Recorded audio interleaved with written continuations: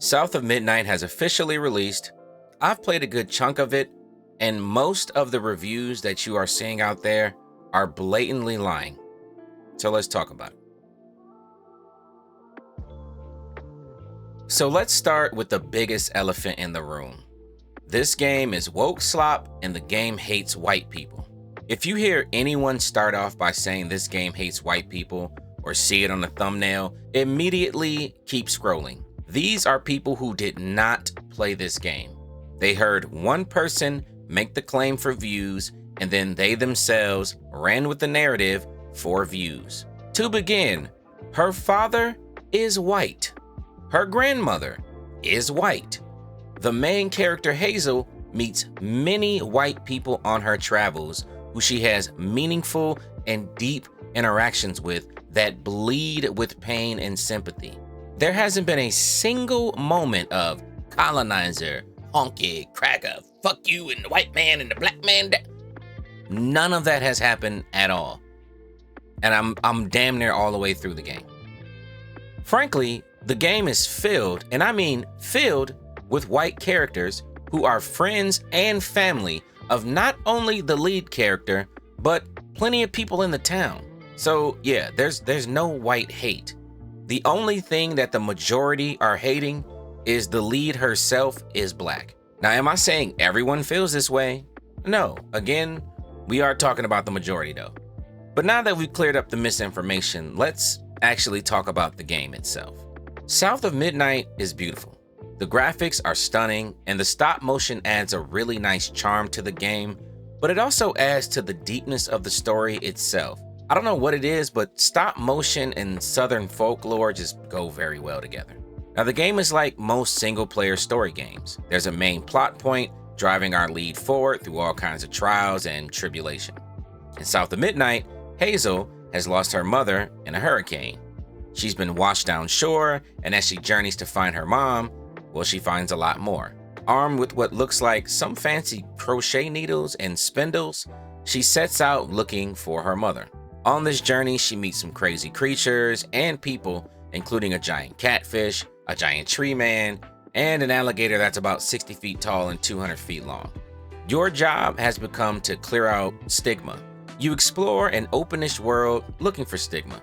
In the world, there are all kinds of nooks and crannies that are hiding secrets, points for upgrades, etc. So make sure you get out there and check your corners, really explore. Now, as the game progresses, you get a little partner and probably one of my favorite people so far in this game, and that's my man Crouton. So Crouton is this stuffed animal that you're actually introduced to in like the opening scenes of the game. Like right when you're first able to play, he's sitting right there on the chair. It's like a little stuffed animal.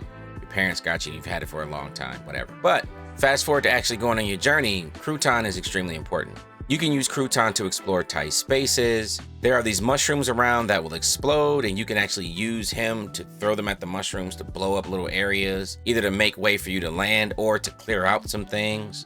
He has some serious use in the game. He's actually a very important piece. So let's talk about combat. Again, your job is to clear stigma. You fight enemies, clear it out, move on to the next stigma spot. Now, the combat in this game is actually really great.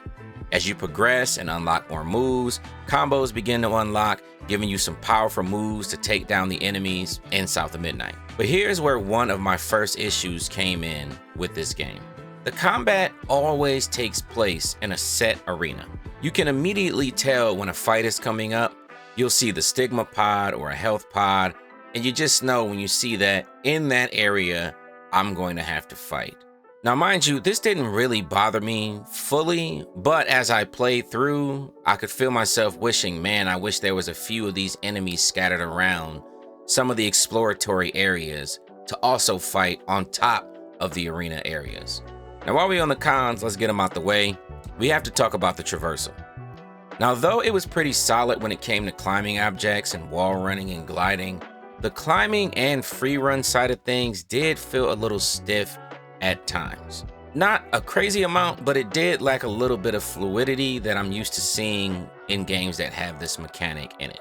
And lastly, the music. Listen, the instrumental side of things was great. The songwriting was not.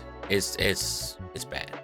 It's really weird. It's oddly specific when it comes to the songwriting. Like, let's just say you are looking for this guy named Rob, and Rob lost a leg in a boating accident. The song lyrics will go, and this was Rob.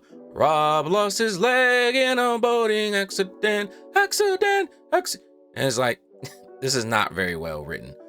I'm sorry, no shade, but this is true. The songwriting is not great. However, there is an option to turn off lead vocals, which lets me know that I think they kind of knew the songs weren't that great. Because why would you have that as an option? You know what I'm saying? But that is an option. That's a thing that you can do. So you'll just get the instrumental and a little bit of background vocals, which I ended up doing, and it makes the game much more enjoyable from a music side. Overall, I would give the game an 8 out of 10.